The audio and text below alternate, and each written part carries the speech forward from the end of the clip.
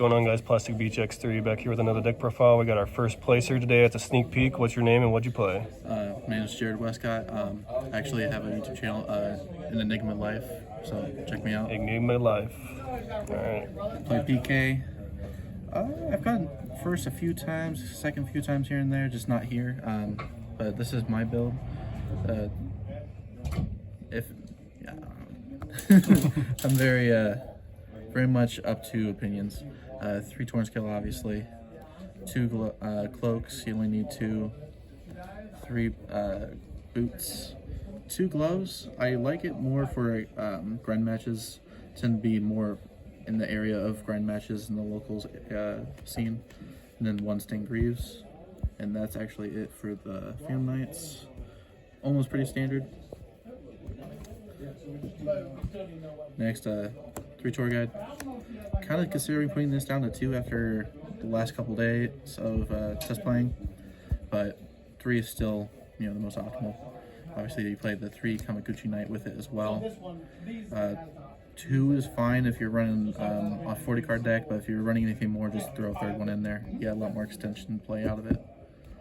To go with the tour guide, 1 graph, 1 sir.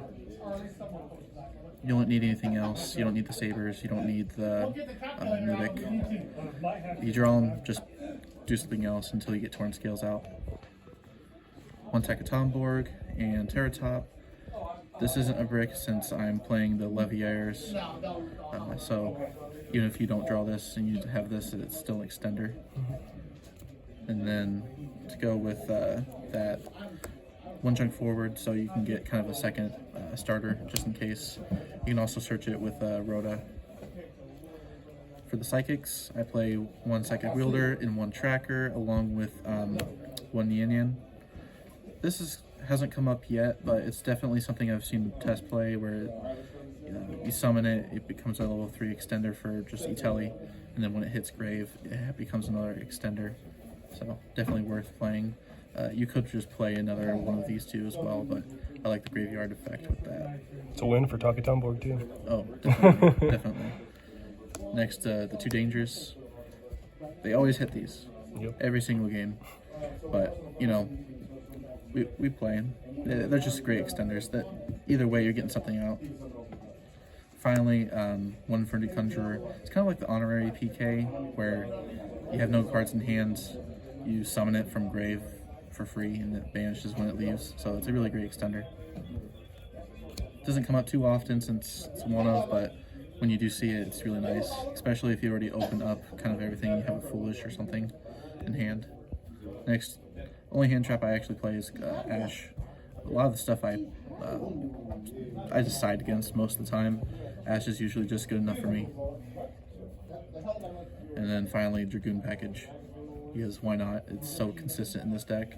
I've never bricked with them really, and if they do, it's usually just fine because I get the summon Dragoon next turn, or it's just 1 less card in hand. It's not too bad. 2 E-Telly for the psychic package. 1 Rhoda, 1 Red Eyes Fusion, 1 Call By, 1 Foolish, and 1 Rank Up Magic. A lot of decks playing PK don't play Rank Up. I prefer it because it's just better than Appaloosa. It does take a little longer to summon, but usually it's not as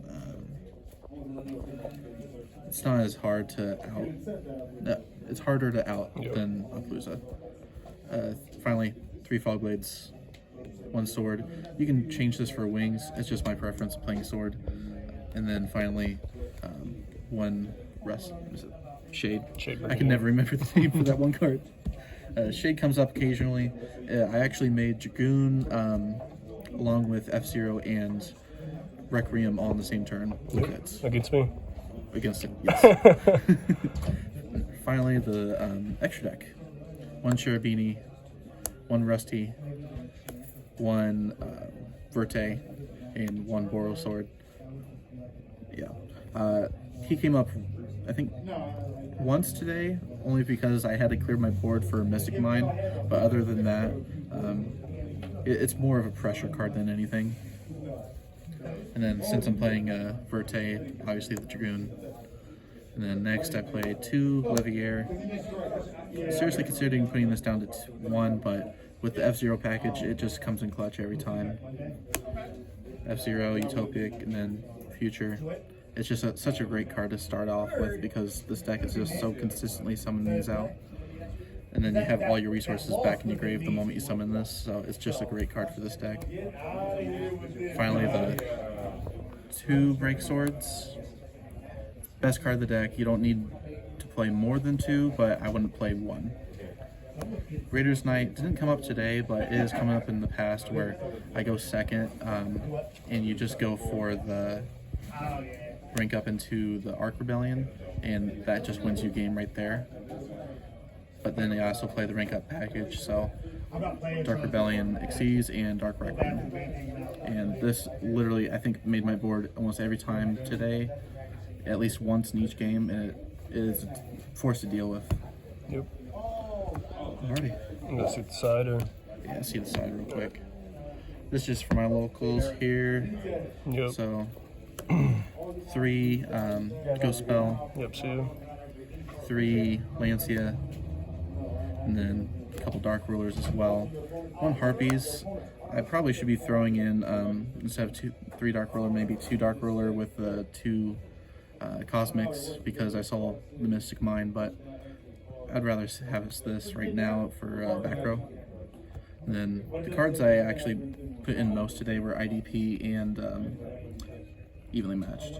I didn't see evenly matched today, but IDP won me round 3. So Awesome. Well, shout out your YouTube channel again. in Enigma Life. Awesome. So yeah, it was. Yep. You can see my progress with this deck on that channel. It's definitely something I've have a huge passion for. It's not completely foiled out. It's almost. Right. Just a Starlight. Literally the only difference. But yeah, that's pretty much it. All right. Congrats, man. Appreciate it. Thank you.